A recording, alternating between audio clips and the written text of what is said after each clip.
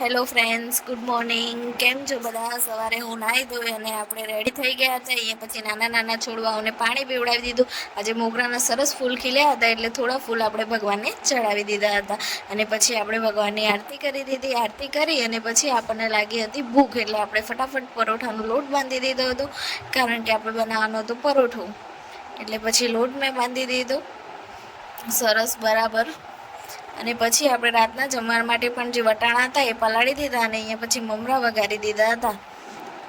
એક બાજુ મેં મમરા વઘાર્યા અને બીજી બાજુ પણ મેં મૂકી દીધી હતી ચા. તો ચા આપણી એક બાજુ ઉકળતી હતી અને જોડે જોડે પછી મમરા વઘારી અને અહીંયા આપણે બનાવી દીધો હતો પરોઠો. મારી જેમ કોણ કોણ પરોઠા અને ચા સવારે નાસ્તામાં ખાય છે કમેન્ટ જરૂરથી કરજો.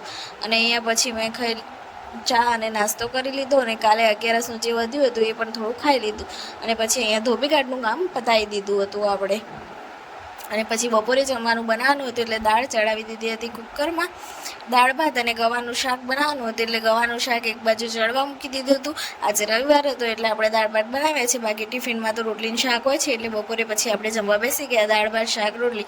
અને બપોરે પછી આપણે ખાધી ઠંડી ઠંડી પેપ્સી. અને પછી આપણે રાતે બપોરે ઉઠીને આવી ગયા અને પછી ફરી આપણે રાતના જમવાની તૈયારી કરી દીધી. અહીંયા રગડો બનાવી દીધો, તીખું પાણી, મીઠું પાણી અને પાણીપુરી બનાવી હતી અને ભેળ બનાવવાની હતી એટલે આપણે એ તૈયાર કરી દીધી. અહીંયા બનાવી દીધી ભેળ. તો મિત્રો આવજો, મળીએ નેક્સ્ટ બ્લોગમાં.